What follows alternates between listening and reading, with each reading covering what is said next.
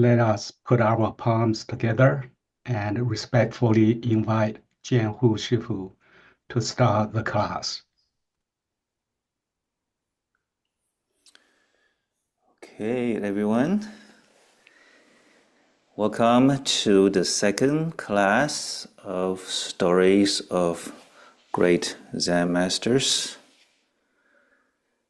Let us begin with a short meditation. How about that? So let us put make our body in the right posture by sitting up straight. The body is straight but not stiff. If you are able to cross your legs, then do the full lotus or the half lotus, which is to put one foot on top of the other leg and the second foot on top of the first leg. That's the full lotus. The half lotus is to do half of it, one leg on top and one leg below. Or you can simply keep your legs crossed, or keep your legs straight on the floor. Okay? We can close our eyes or open our eyes, and the most important thing is to remain focused on something. So in this short practice, we focus on becoming aware of the whole body, your own body. This is called whole body awareness.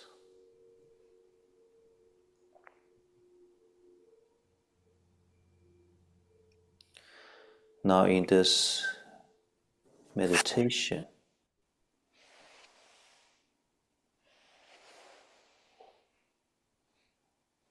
we don't actually try to do anything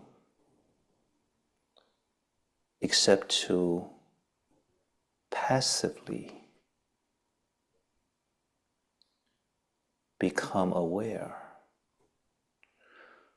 of any sensations,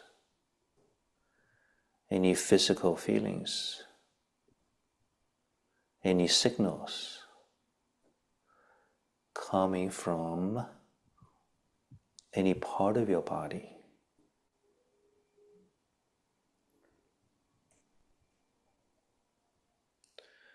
So your mind is quiet.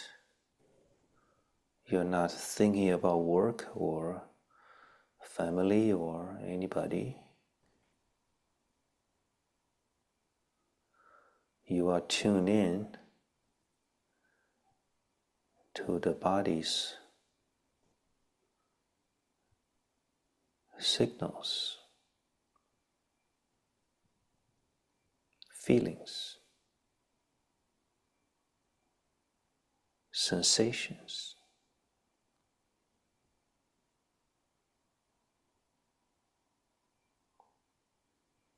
And that's your focus. There's no judgment. You don't think about the body, but feel, sense.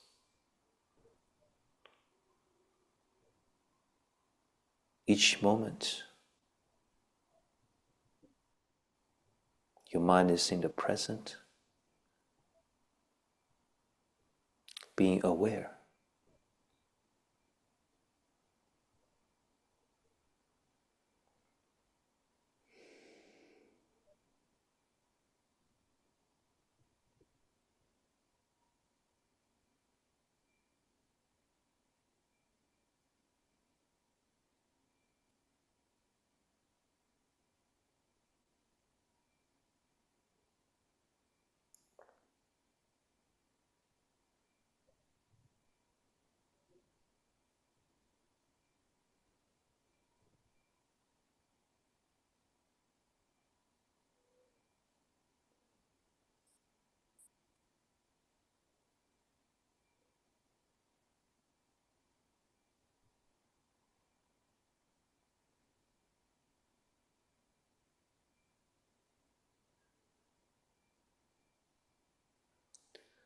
Now you may be aware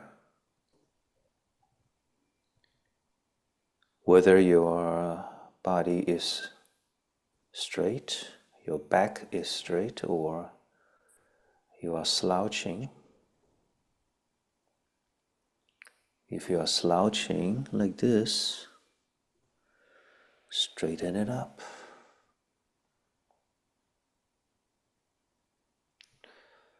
You may become aware that your head has lowered like this. If you find that's the case, then straighten up your head.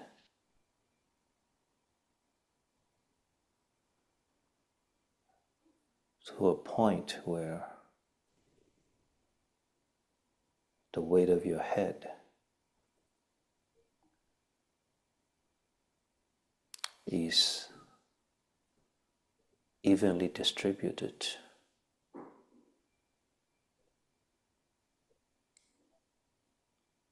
balanced on your neck. If your head is too low, too high, to the right, to the left, your neck will experience heavy pressure. But when your head is straight, centered, your neck will experience the least pressure.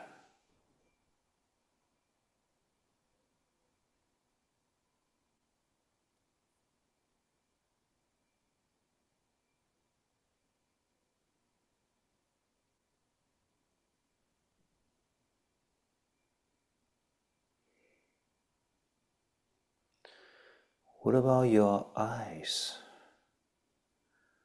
Do you feel that your eyes are tense or relaxed? If we spend a lot of time looking at our cell phone or computer screen,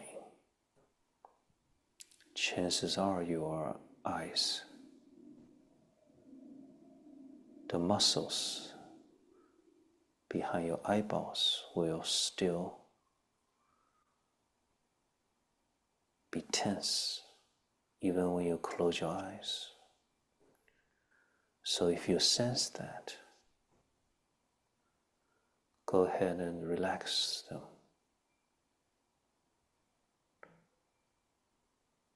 Relax your eyes.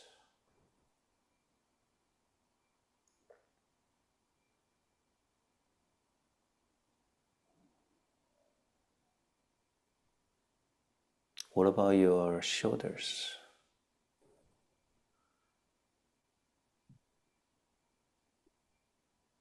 Do you feel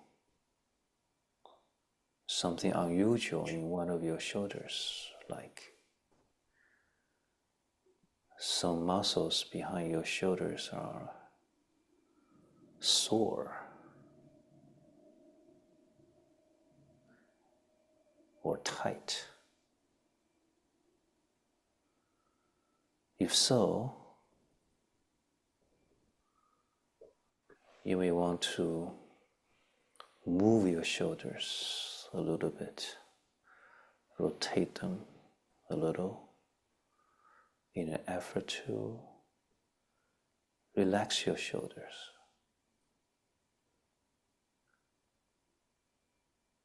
So in this way,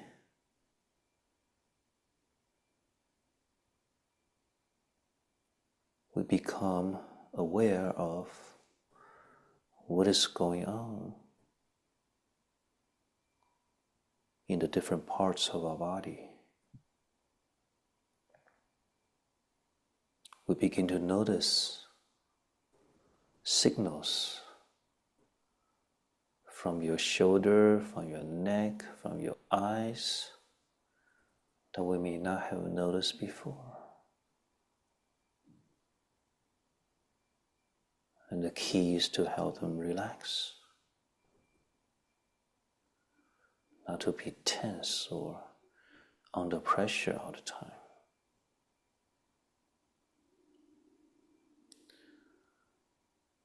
You may notice that when you were exercising, when you were doing some sort of physical training, that you pulled a muscle.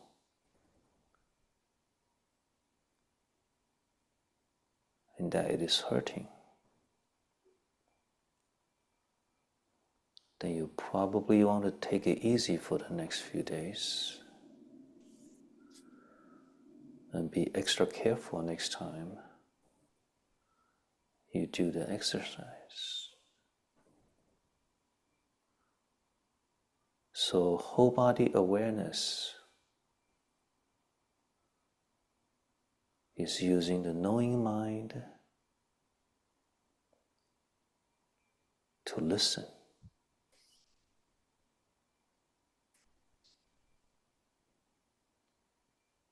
to what your body is telling you,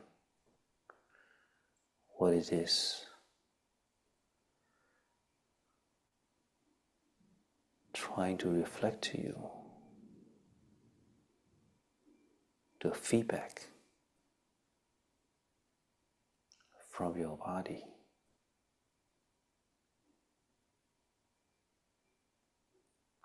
Maintain that knowing. Focus on the body every moment.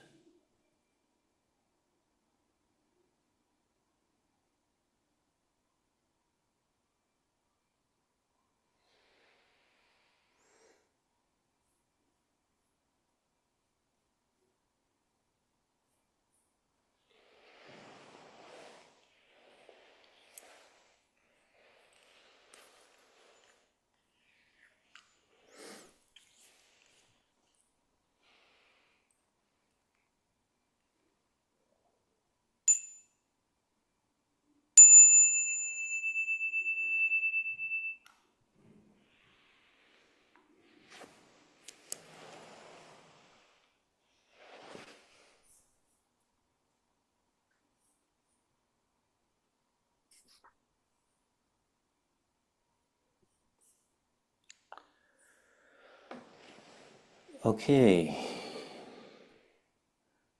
now we have finished the short meditation. I hope you continue to practice this whole body awareness every day for 10 minutes or 20 minutes or 30 minutes. Now I believe that we are also live streaming, not on our usual channel, Prajna Dharma, but we have a new channel called Prajna Dharma English. Okay? So hopefully people who are not usually on Zoom but on YouTube can find it.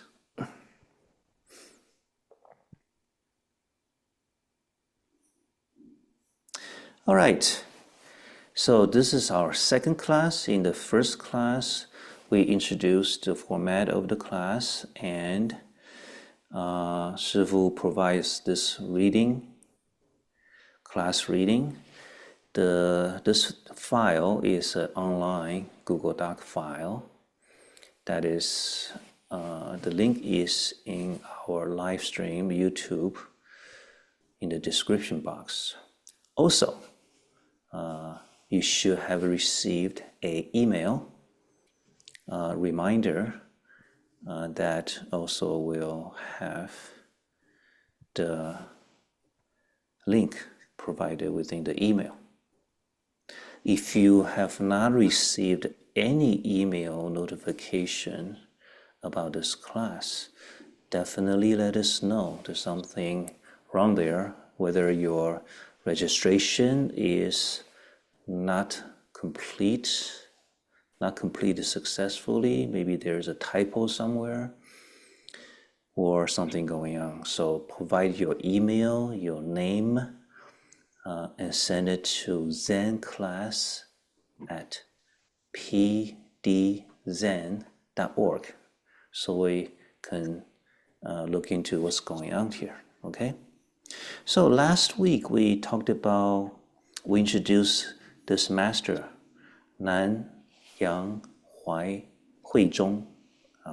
He is a disciple of the sixth patriarch, Master Huinan. He's called the national teacher because he taught 3 Chinese emperors about Buddhism. And we look at this story called Don't Let Me Down, and we're going to encounter something similar to this story in the future classes, okay? This is a story where he called his attendant 3 times, and his attendant answered 3 times.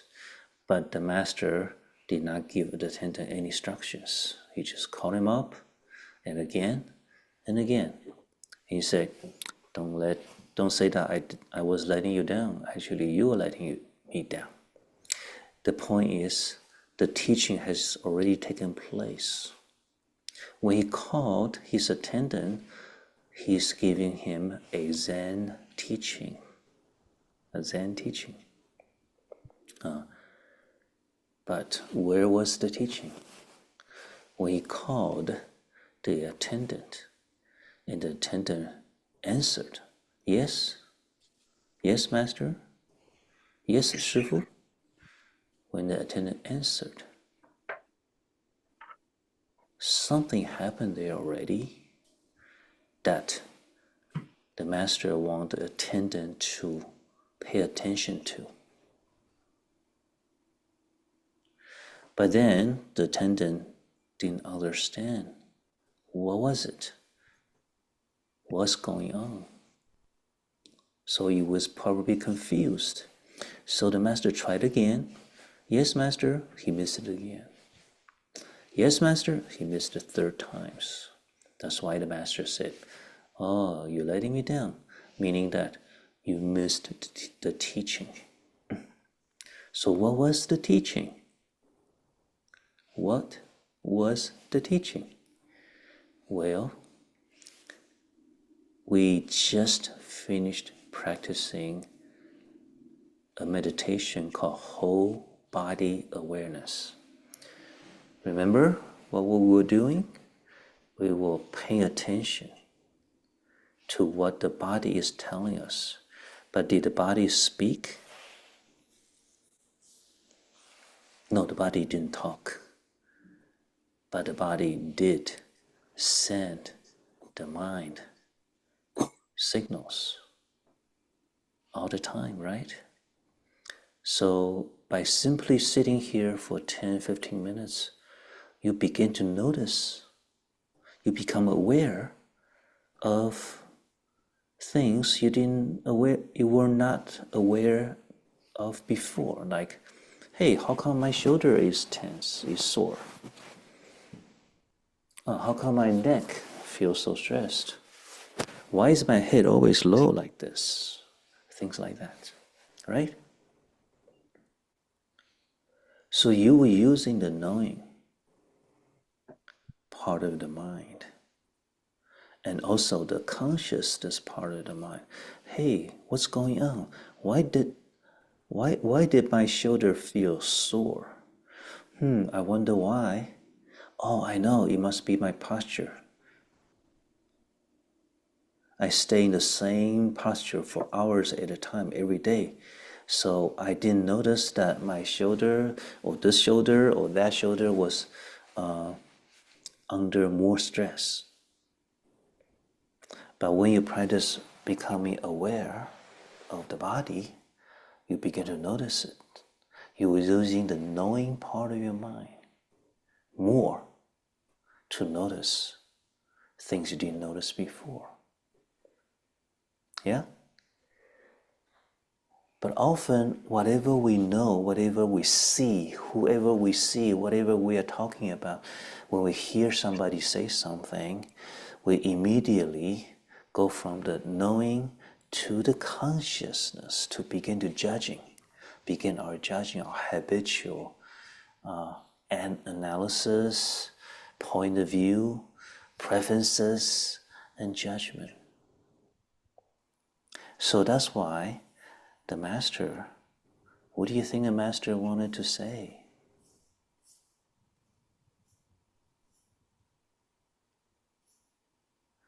What do you think the master wanted to say when he called up the attendant, but didn't give him any instructions? Because if he gave him an instruction like, "Hey, bring me some tea," then the attendant would be in his usual conscious mind. Oh, I gotta do this, I gotta do this, I gotta do this. And forgot the most important thing is to become aware in the present moment. Okay? And in the second story, thus have I heard, all the stories we studied last week was coming from Master Nanyang Huizhong. So a monk came to pay respect to the master, and the master asked him, "What do you do?" The visitor said, "I lecture on the Dhamma Sutra." And the master said, "Hey, so what are the first two words in Chinese? In Chinese, that's it's two words, but in English it's one word. It's thus. Thus have I heard. All the sutras begin with thus have I heard. Thus. So the master said, "Thus. What is thus? Explain to me. Don't you lecture on the Dhamma Sutra? Explain to me what is thus." Now, usually, we don't pay much attention. Oh, thus have I heard. This is what I heard the Buddha said. But thus, 如是, the way it is. I hear it from the Buddha the way it is. Nothing added, nothing subtracted. With none of my subjective opinions added, I hear it just as it is, and I repeat it just as it is. That was the context for saying, "Thus have I heard," at the beginning of the sutra. Okay? At the beginning of the Buddha scripture. So, Master Nanyang wanted the visiting monk to pay attention to the thus, the way it is. This whole profound insights, importance in just deeply understand the way it is, the way things are. But the visiting monk never did, so he had no answer at the time.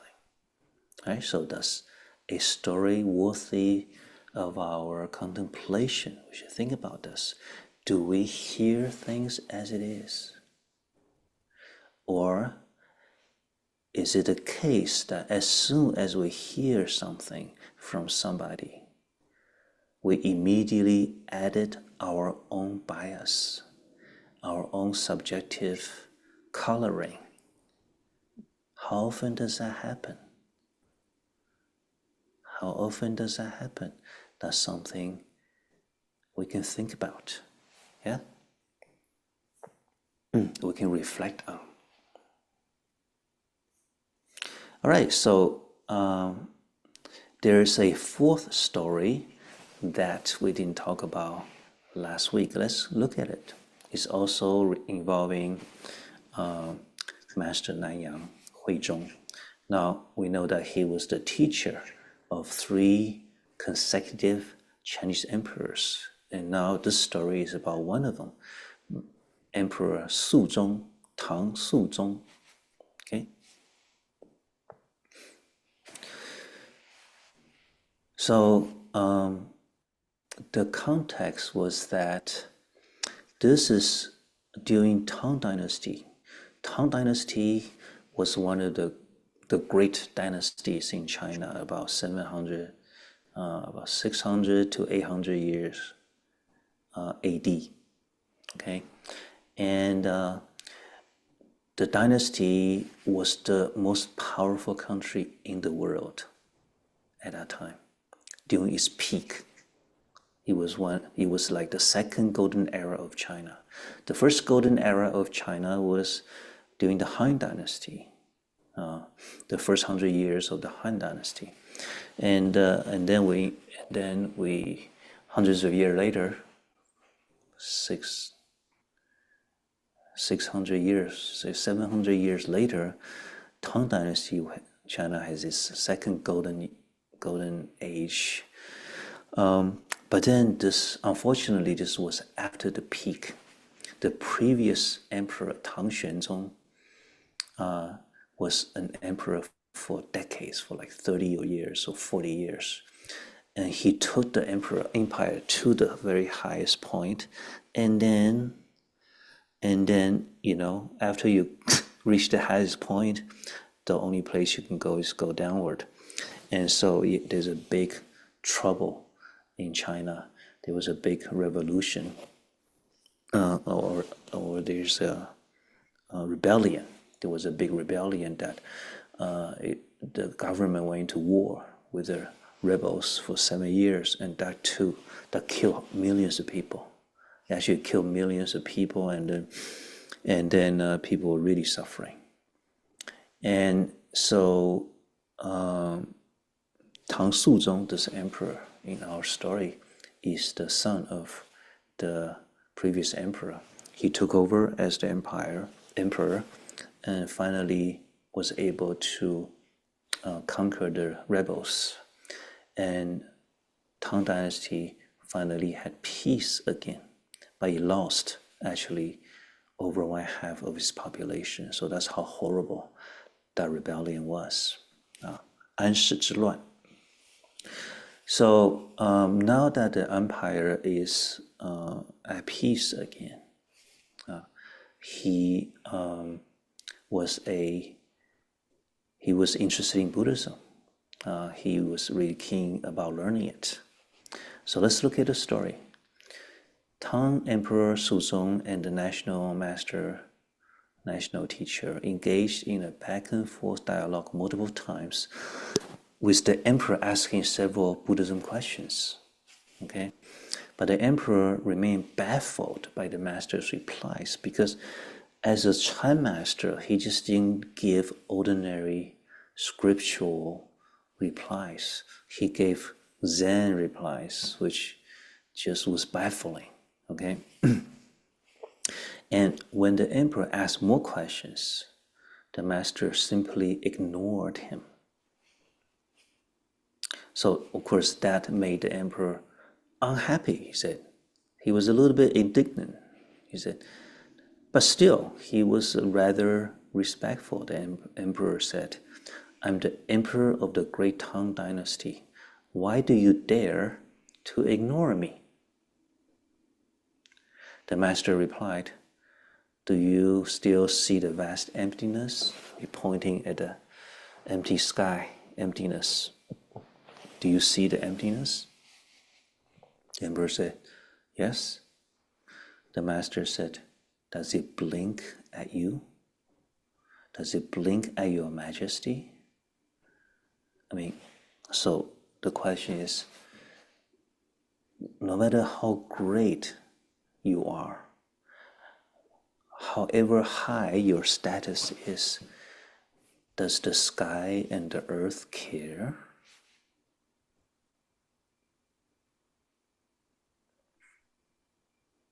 And what are you going to do about it?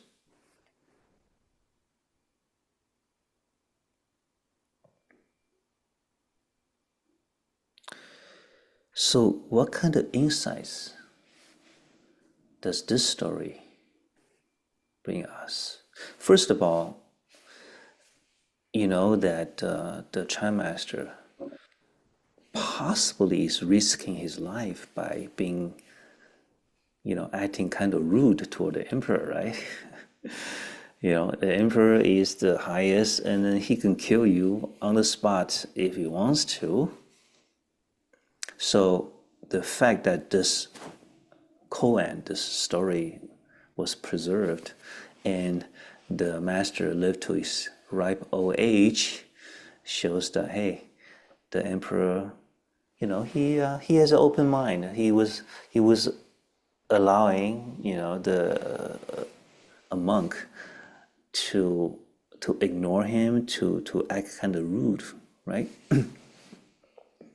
Because he recognized the greatness of the master Huizong, and he sincerely wanted to learn something about the truth, about the true reality.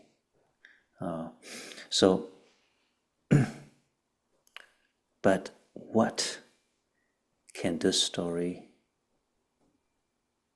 teach us? Now, in our life, we do encounter something similar, like your kids. If you have kids, do they ignore you sometimes, even though you want them to pay attention to what you say? That happens, right? And what do you do about it?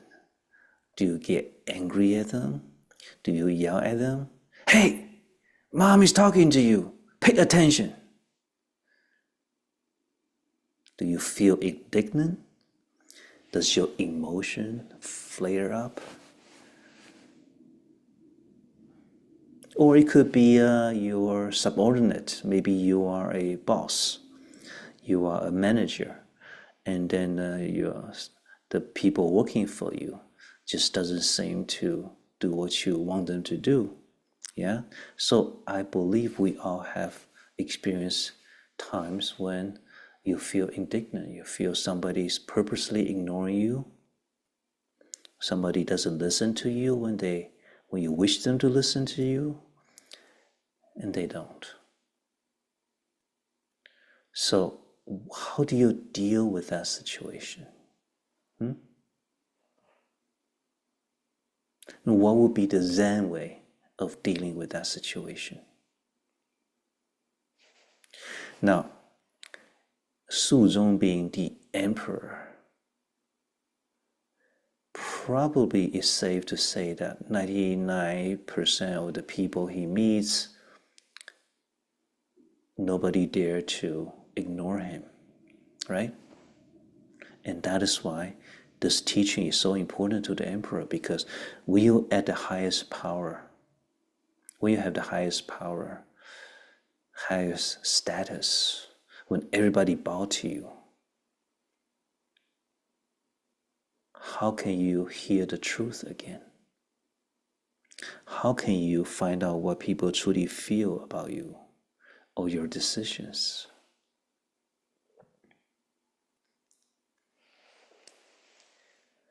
And even the emperor will encounter events in his life that he cannot do anything about, like his father, the previous emperor, enjoyed the greatest power, reaching the peak of the dynasty, the empire. But then it all became too much. He became corrupt, indulgent. He was indulgent in beautiful women, and he did not pay attention to governing the country anymore. And corrupt officials began to take over, and the country went downward. And when things went beyond control, the rebellion happened, and then the emperor had to run away from the capital. He had to run for his life. That's something that Emperor Suzong's father actually experienced. So when that happens, that was karma, and there's nothing you can do about it, even though you are the emperor. How do you deal with it? So we are not emperors or top CEO in a big company, right? Still, in our life, we encounter all kinds of things that happen to us, behavior that, from people that we don't like. But there's not much we can do about. So how do you deal with it? And the master says, look at the emptiness, 虚空, the empty sky. Does it blink at you? Does it care what is happening to you? So when it's raining, it is cloudy, the wind is blowing, a tornado or typhoon comes, does it care? Does it care whether the wind, the tornado is sweeping over, the hurricane is sweeping over a rich person's house or a poor person's house? Everybody faces the same force, right? So what is the master trying to teach the emperor? Or all of us?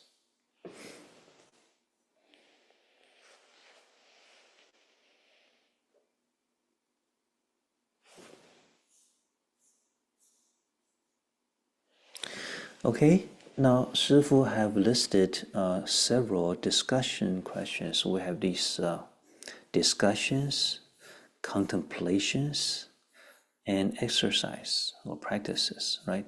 Discussions is for group discussion. So in about 20 minutes, we'll break into small groups. We'll break into individual breakout rooms. It's called Zoom breakout rooms. And we'll discuss this question. The question is number 4. Share an example where you misunderstood something someone said to you. That is, you did not hear it as it is. Now, what can we do to facilitate better communication? And number 5, if you have time, what elements that indicate mindful listening is taking place? Or what elements, what are the signs of somebody is not being mindful in listening to others? For example, interrupting someone when they speak. Yeah, that means the person who interrupts is not being mindful of what the person who's speaking trying to say, right?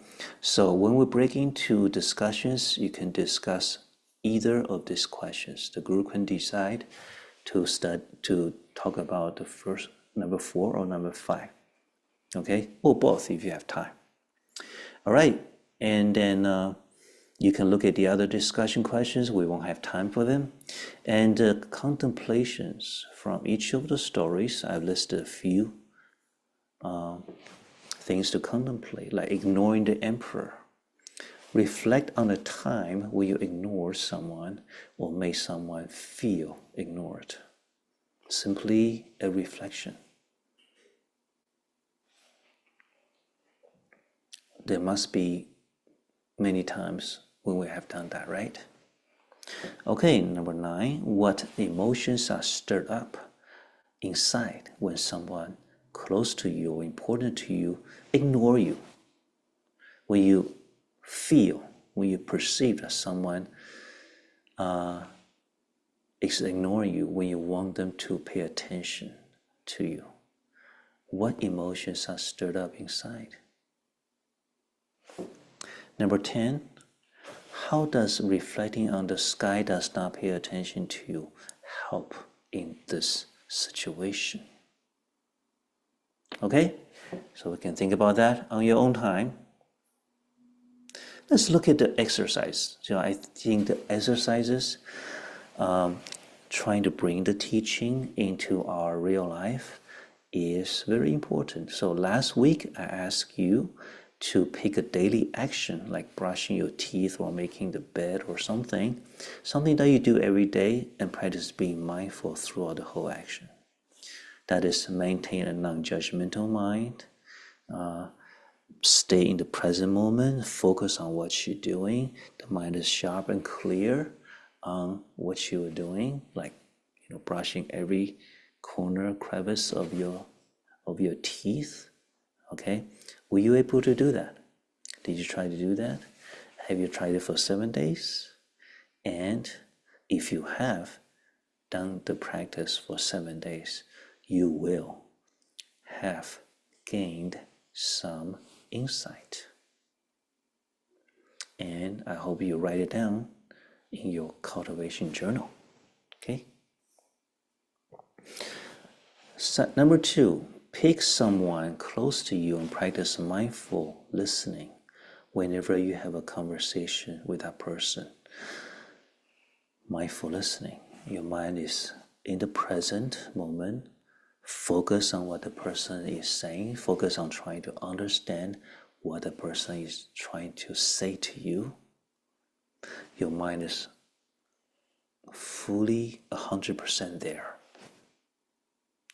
You try not to let your own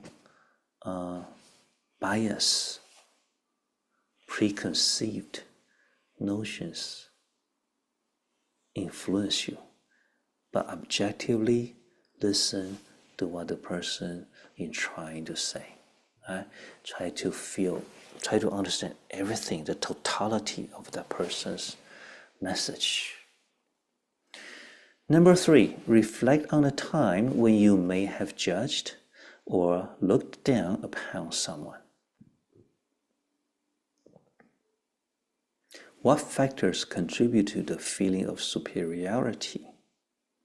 How do we develop respect for someone with perceived flaws? Okay, so I've certainly done that many times, and I'm fairly certain that everyone has done that at one point or another. Let us reflect on it and see how we can choose a different way to handle that situation. Number 4, practice accepting people's behavior toward you as thus.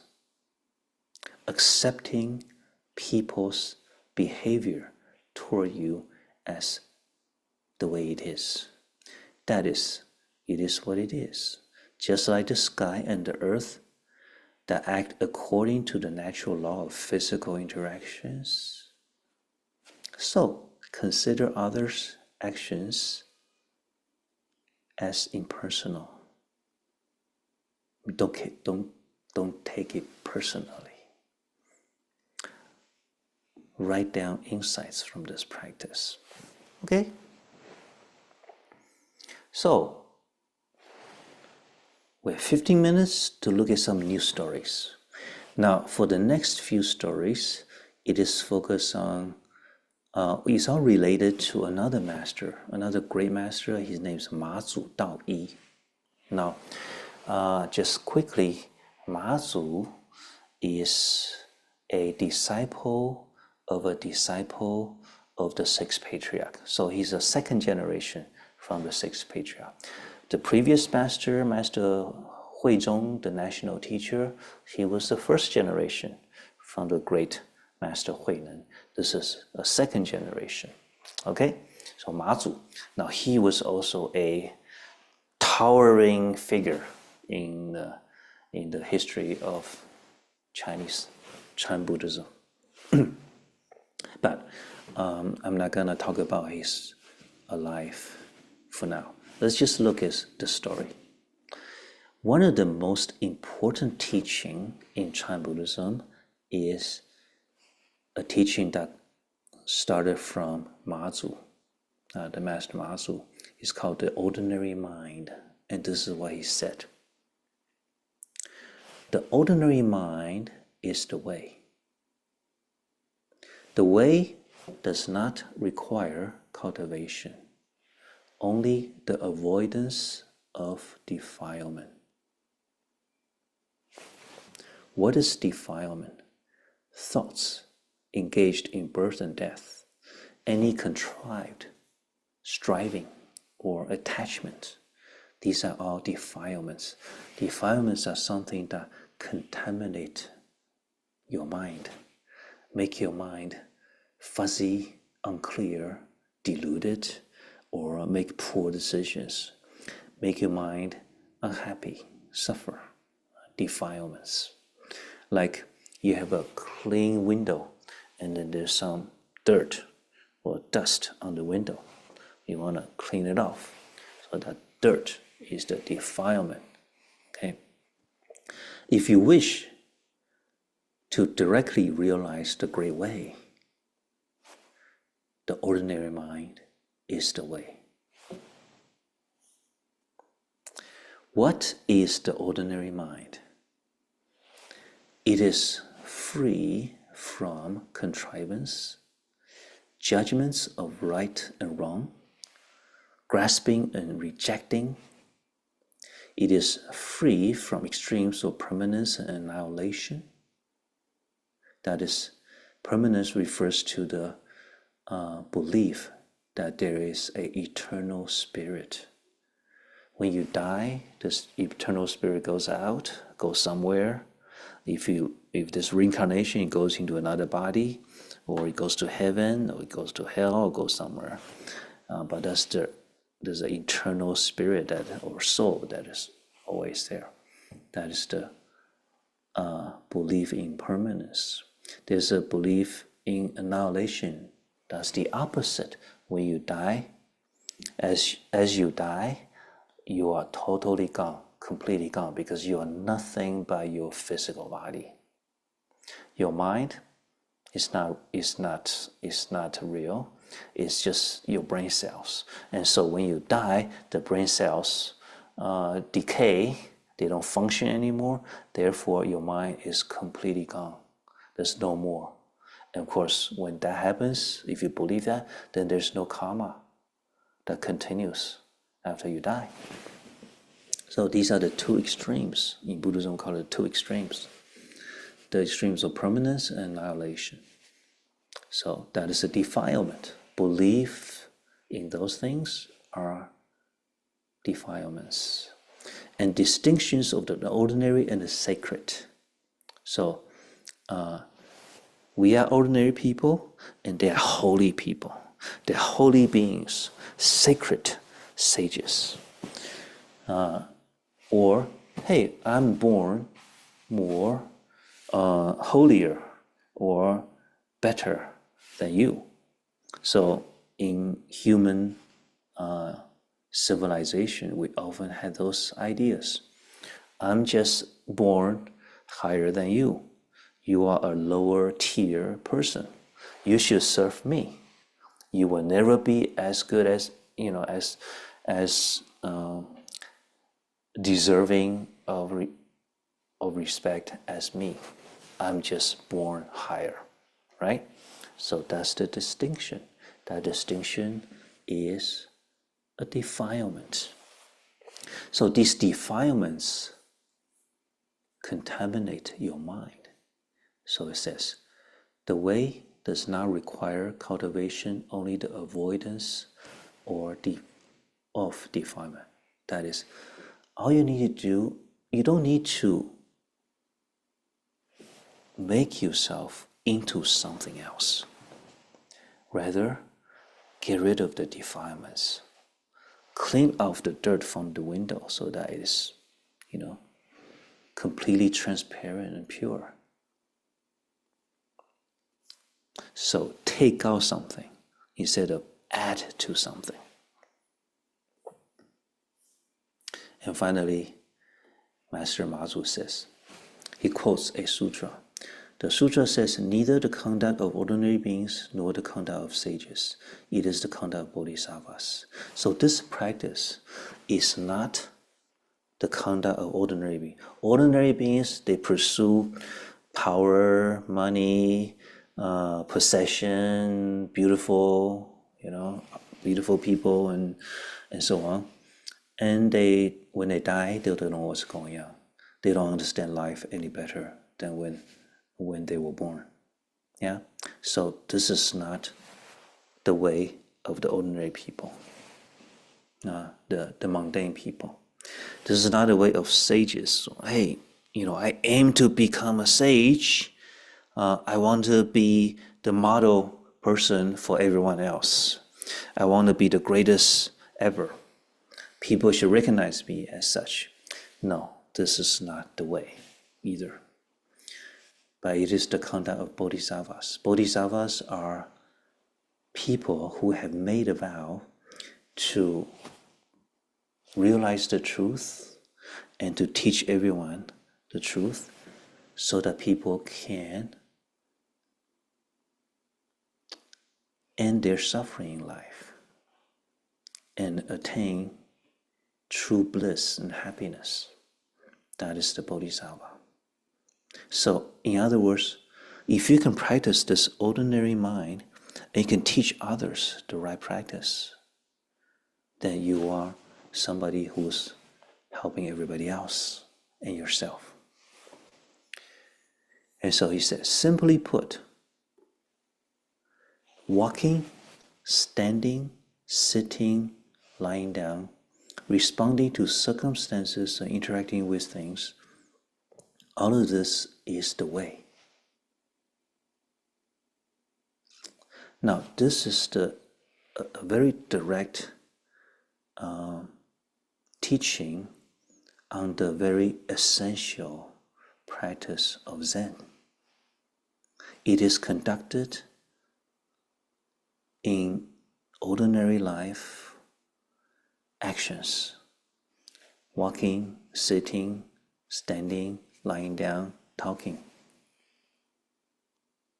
So the Zen practice is not something, or the Zen practice or the practice to attain enlightenment is not something separate from the ordinary living actions, but it is in the everyday actions.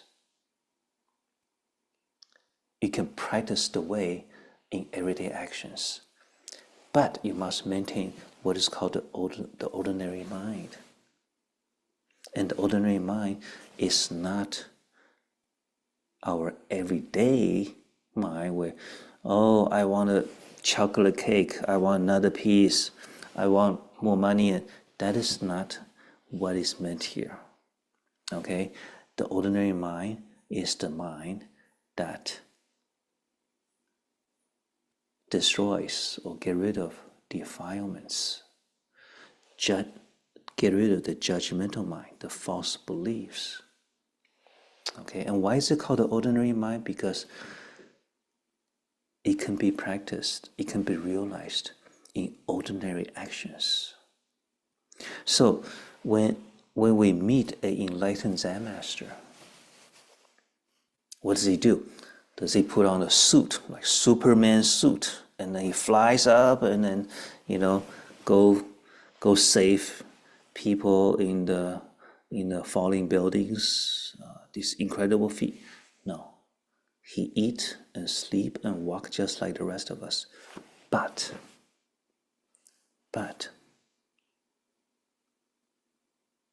his mind is totally at peace. And he has the wisdom to teach us how to be there. Okay, so this passage is something worthy of our contemplation. We should go back to it. Well, I encourage you to go back to it and reflect on it, think deeply about it over and over again. Okay? But let us look at another story that help us understand better the ordinary mind. So here is a master called Dazhu Huihai. He is, now I have a sign here, I have a note here. Mazu Daoyi with an arrow. That means Mazu Daoyi was this master's Shifu. He, Master Dazhu, he was enlightened under Mazu. And Mazu was the one that gave us the ordinary mind teaching, right? So he was his disciple. So that he became enlightened because of Mazu's teaching. And so he became a great master himself. And this is one of his teaching. One of his teaching. This also became a very famous in the Chan world. A Vinaya master, somebody who studied the Buddha's ethical conduct. A Vinaya master named You Yuan. Master You Yuan asked Master Huihai, he said, Venerable Master, do you still exert effort in your practice of the way? So what that means is, now that you have awakened to the truth, do you still practice? Do you still have to, make an effort be diligent in your practice? Yeah. For example, if you are the top professional basketball player, in the country, you get paid millions of dollars. Do you still practice? Yeah, he still practices hours a day, right, to keep himself at the top peak, in the peak form. All right. So once you are enlightened, you're awakened, do you still continue to practice? The master said, yes, I do. How? How do you practice? The master said, when hungry, I eat. When tired, I sleep. That was his answer. That's how I practice the way. Now, the Vinaya master, You Yuan, he was confused. But isn't that what everyone does? Meaning, even ordinary people who are not enlightened, that's what they do, right? When they're hungry, they eat. When they're tired, they sleep. Isn't that what everybody does? Are they also cultivating in the same way as you? Master Dazhu said, no, they are not. Why not? When they eat, they don't simply eat. Their minds are preoccupied with 1,000 different things. When they sleep, they don't simply sleep. Their minds are filled with countless schemes and worries. That is why they are not the same. Now, isn't that true? When they eat, their minds are preoccupied with 1,000 different things. Now remember, this is a teaching from 1,400 years ago, 13 or 1,400 years ago. I guess even before the age of cell phone and TVs, mobile entertainment, people was preoccupied when they eat as well, right? So nothing much have changed. So do we do that? Sure we do.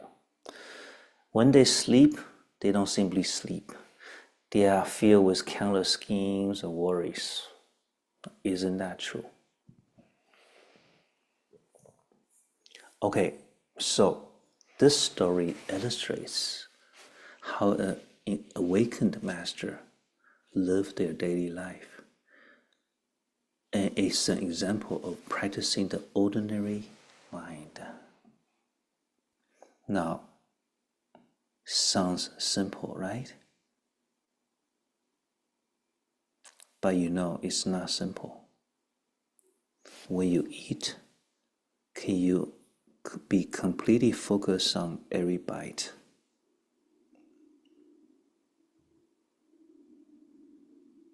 So here's a simple practice. Next time you eat, with every bite of the food, chew in your mouth 20 times before you swallow it. And because you have to count 20, right? You have to focus, you have to pay attention. and you can't do anything else. Don't look at your cell phone. Don't watch TV or anything. Just simply chew, swallow, chew, swallow. If you do that for a week, you will gain some insights. All right.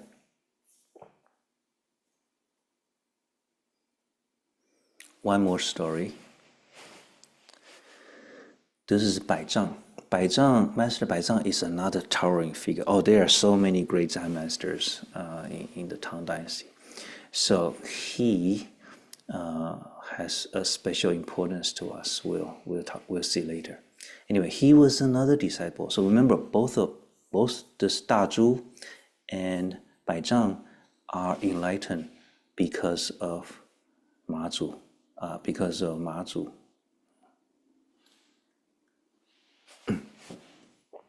And of course, they would have heard the teaching on the ordinary mind is the way.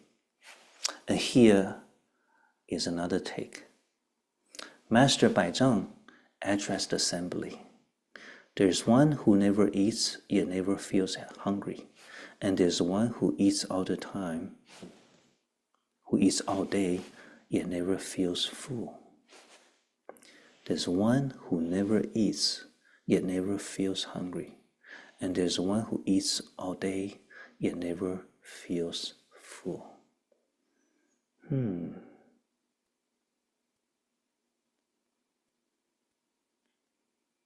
I will leave it at this for you to think about. And we'll go back to this next week. All right, my time is up. An hour of teaching, and then now let us go into our discussion, breakout rooms. All right, last week I asked you to form groups with your friends who have signed up for the class, and some of you have. We have about 6-7 groups who have joined together and gave us the list. Now, those of you who have not, we have randomly assigned you to a group. So in a few moments, in about a minute, we're going to go into the breakout room, and the discussion time is going to be 30 minutes. So we have about 25 minutes. We have 25 minutes today. So host, please give each person 25 minutes.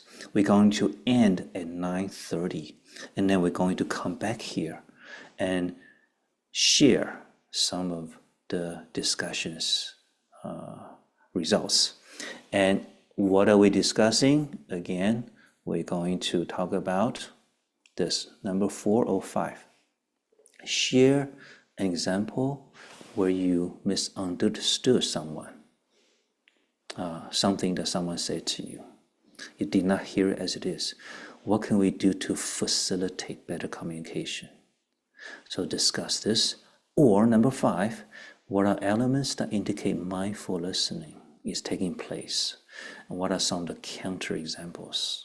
Okay, so can we start the breakout rooms now? Now, if you see an invitation to join a breakout room, please click yes.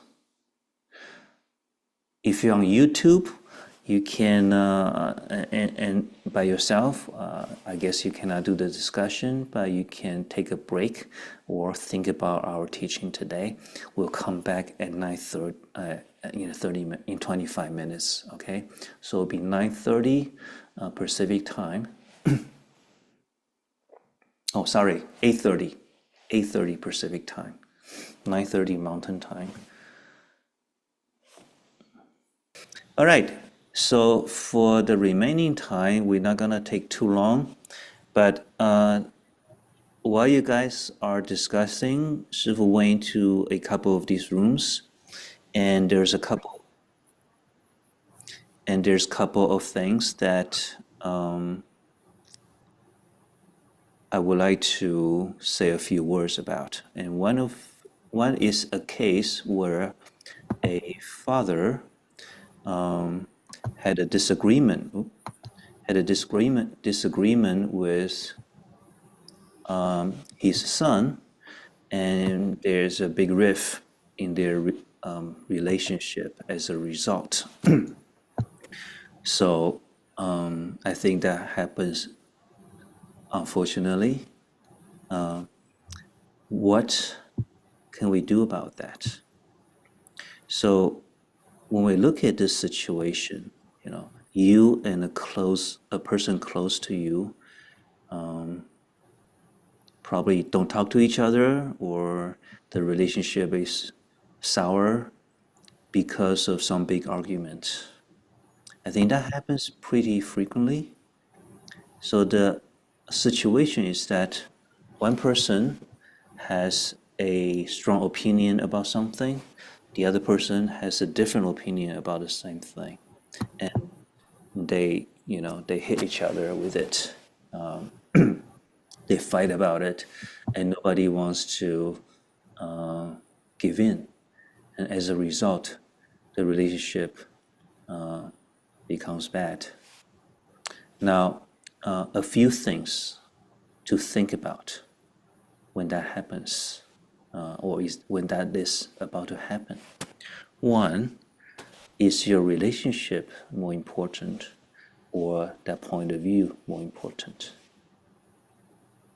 Okay. And two, even if sometimes it's a very difficult decision because I'm holding this position for your own good. I'm doing this for your good, but you won't listen.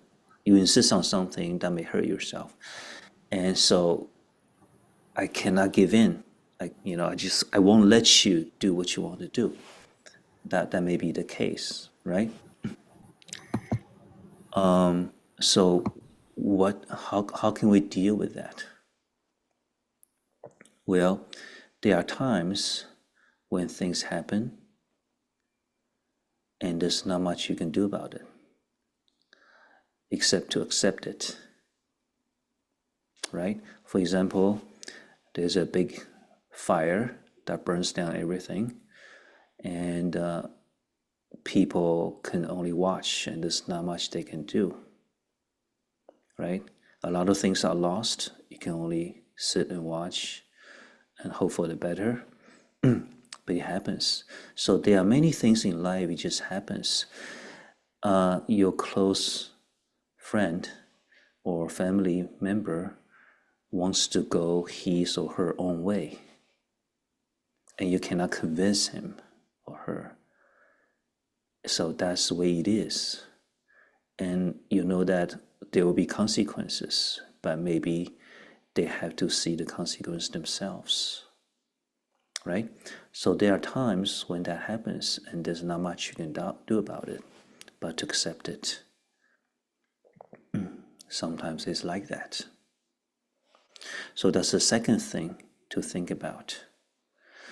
A third thing is people often have different opinions. Is there a way to communicate so that to help each other understand better where they're coming from, instead of each person getting more emotional, right? So that's a key thing in what we are discussing today. Can we go about discussing our different opinions? I'm not asking you to give up your opinion, but can we discuss this in a calm way?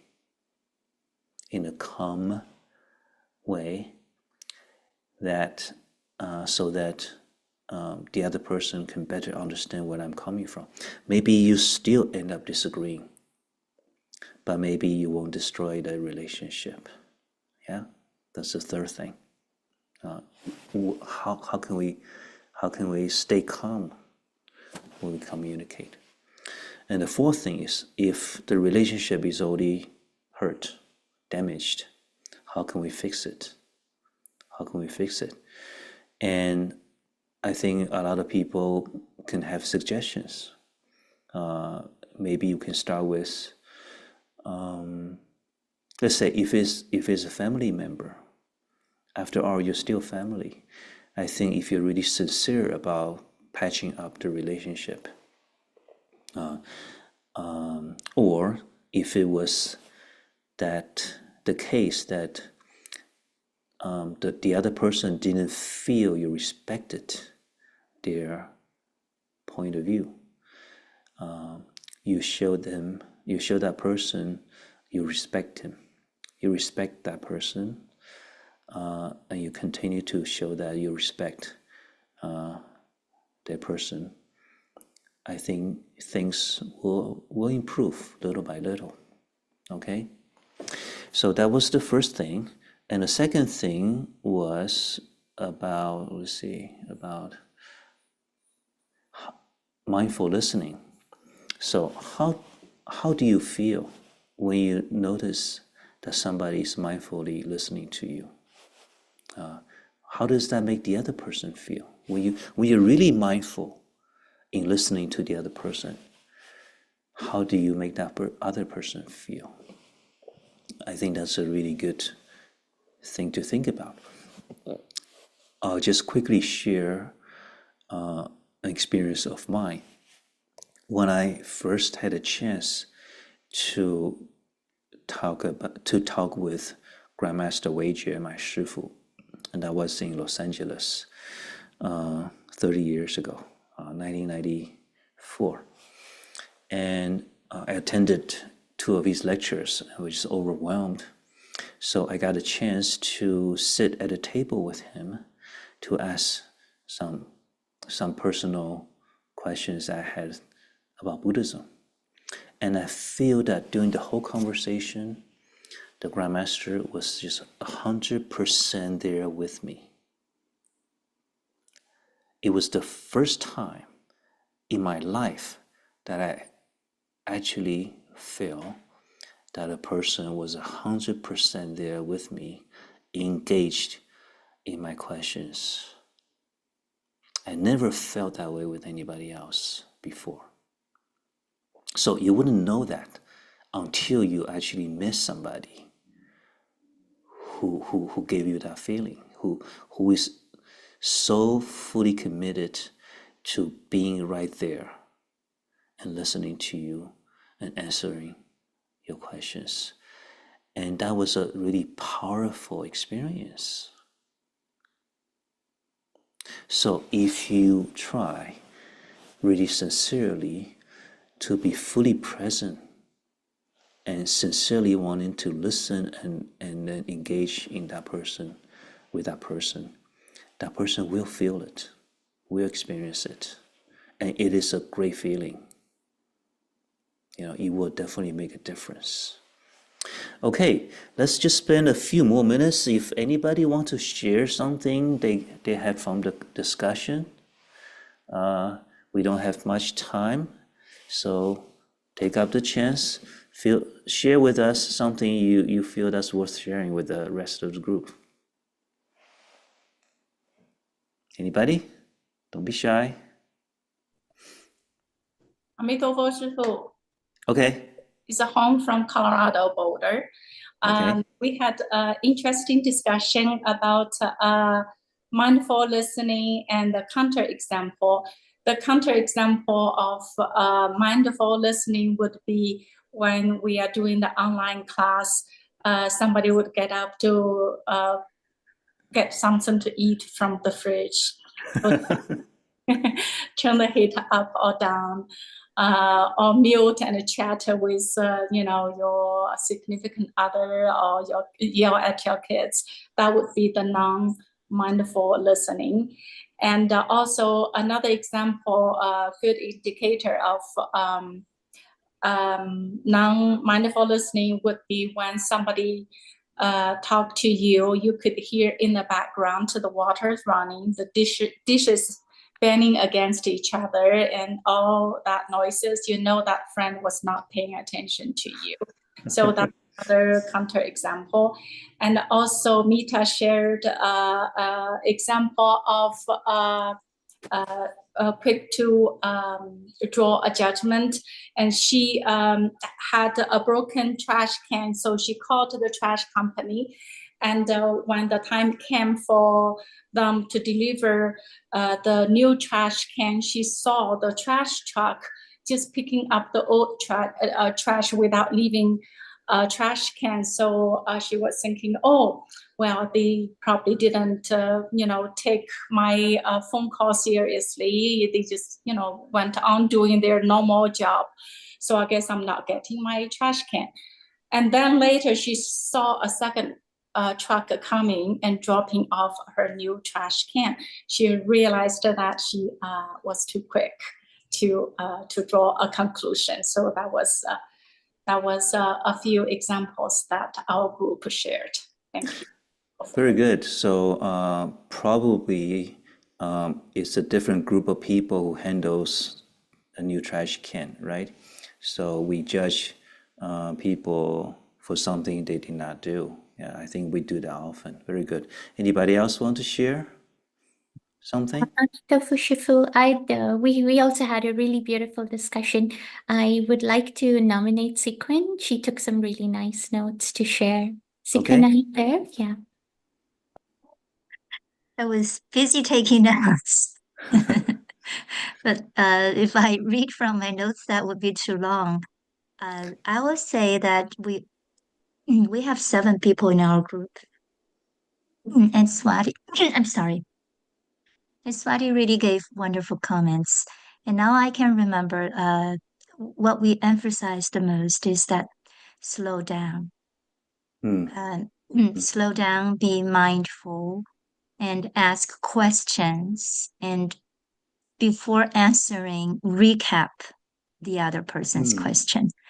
So recapping will make the other person feel understood and valued. And also another point is that we feel that our communication depends on the relationship. If the relationship is sour and then there is not enough trust, then a good communication is very hard to happen. So, but we didn't touch how to build the trust yet. Okay. So all in all, that we all agree that we should be very mindful to cultivate awareness and mindfulness. Okay. And that's what I will say. All right. So these are good suggestions. First of all, slow down, right? And then recap what the other person is saying. That's a really good suggestion to make sure that you correctly understood what they're saying in your own words, and then to ask questions.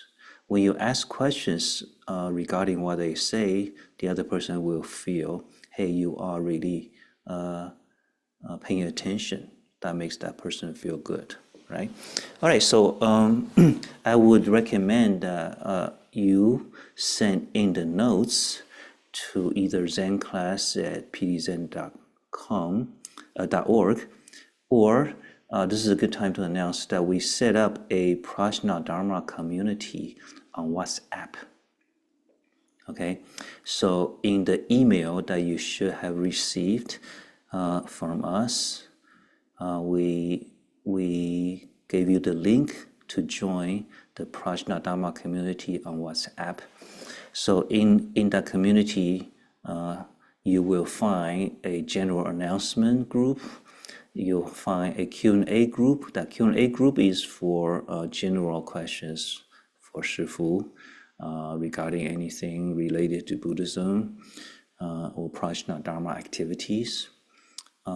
If you have a specific question about the Zen class, this class, you can send it to zenclass@pdzen.org, right? And also Shifu also set up a Story of Zen Master group for general discussion. So if you have insights, some good stories, good sharing from the discussion, I welcome you to post into that group on WhatsApp so that everybody can see it. How's that? Okay? So I hope everybody will join that community, and then we can have share this general notes. We can share our notes or question for the whole class. You can post into that group. Okay. All right. Maybe one more person can share something from their discussion. Just time for one more person. This is Grace, and in my group, we talk a lot of the common things that you would expect in a mindful listening, but we also touch on history with the person, and therefore that history, whatever you had that morning maybe or something, can actually jump right into the conversation and leading us to make assumptions about the other person, changing our tone because of past grievances, and losing our ability to be mindful in our listening. We also talk about using you as an example, in fact, noticing that there are times in which people talk in circle. Sometimes it's because of language barrier. They're struggling, and our awareness of losing patience for that person and losing that, and you're watching you listening patiently to get the key words and then rephrase it brings so much acknowledgement and honoring the other person in the conversation. And I think that is something that we acknowledge as something we need to practice more on. Amitofo. Really good. Grace, you bring out two other aspects, at least two other aspects. One is the history of that person, right? So your previous interaction with that person could help you in understand that person, but it also could hurt you in forming bias, right? So that's something to be mindful of. And also we are in the global Earth community, and people will have different accents. They come from different backgrounds, and sometimes it is difficult to understand what that person is saying. So this is a good chance to practice patience. And just because the person does not express their thoughts in English really eloquently, really well, doesn't mean they don't have deep thoughts, right? So it's a mistake to think the person doesn't speak English well or have a strong accent. That means, it translates into, oh, he doesn't have nothing important to say. That's not true. That's not true. They can have a very deep insight, but not very good at expressing it. So if you are patient, then it may be you may get rewarded, right? All right, so there's so many aspects of communication to talking with each other, and let's continue to share your thoughts on the WhatsApp platform. Okay, we choose WhatsApp because it seems to be the one that most people have already. So anyway, I will end today's class with an announcement. Let's see. I forgot what I put. What I'm about to say. All right. So if you have, again, if you have friends in this class, encourage them to join your group and let us know which group you want to be in. We can set it up for next week. If not, we just randomly assign you, or just we assign you to the same group. If you have if you have issue with the current group, let us know. All right, we can rearrange it. All right, and also you should have received email reminder to this class if you have signed up properly. We noticed that some people sign up with a misspelling the email, and that means we won't be able to get the email to you correctly. Okay. Also, you are supposed to have fill in and the follower sign up first in order to sign up for this class. But some of you do not. We don't have a record of you in our follower database. So please do that. And what else is there? Tina, what else is there I supposed to say? For the class rating? Of my announcement, what am I supposed to announce? Let me see.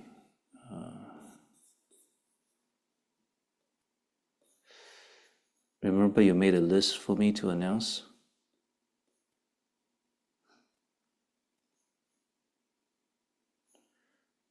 Let me see.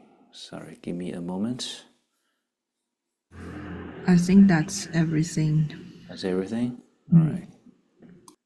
Okay, so next week we'll continue, but with, remember Shifu categorized these stories into different categories. So next week we're going to have a different, topic. The next week's topic is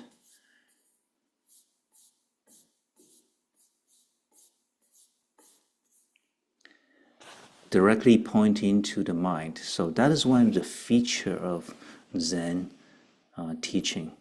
That means the teaching is about the mind and directly understanding the true nature of the mind. So let's see how these different Zen masters try to do that. Okay, so we'll continue next week, and let us conclude the class with a dedication of merits.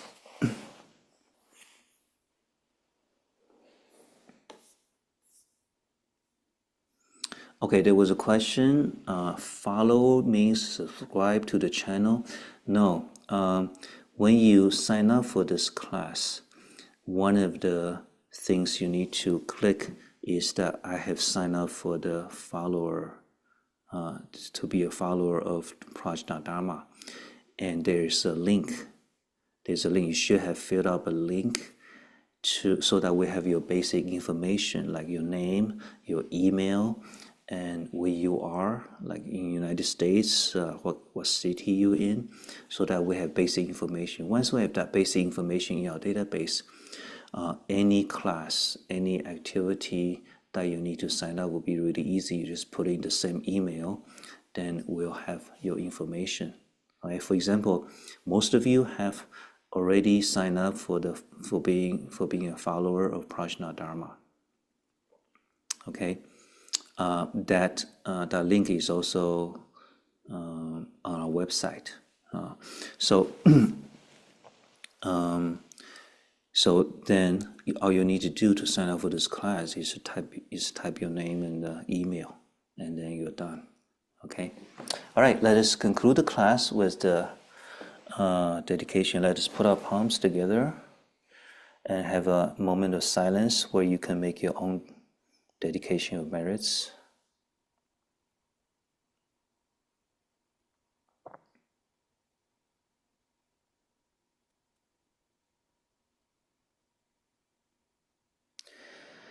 May the merits of our studying Zen stories together help enrich our lives and help us understand our delusions so that we can make progress toward enlightenment.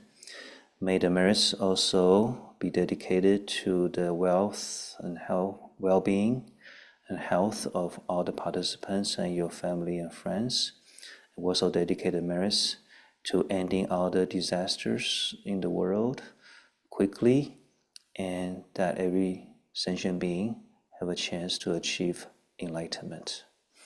Okay, we'll see you next week.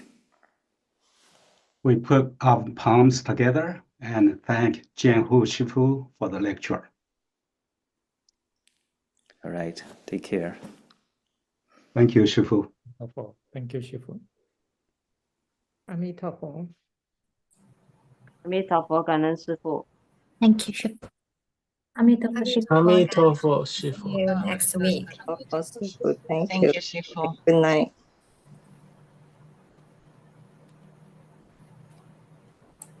阿弥陀佛，师父，师父，我可以跟你讲句话吗 What? What are you gonna say? Okay. You mentioned 4 things to fully understand the people. That reminds me of the story you taught us, the 2 brothers and the bear. You know, I read something. Brother Bear. Right. I read something that to fully, truly understand the other, you have to be under the creature's skin and the thoughts in order to fully understand. We often thought we understand the other, but maybe not. Thank you. Okay. Well, that is a conventional wisdom, which is very good. From a Zen point of view, there's also another, beyond just being under that person's skin, you're waiting to understand the true mind. Yes. The true nature of the mind. Okay? Yes. Yes. Okay, we'll see you next week. Thank you. I guess we didn't play the ending video today, huh?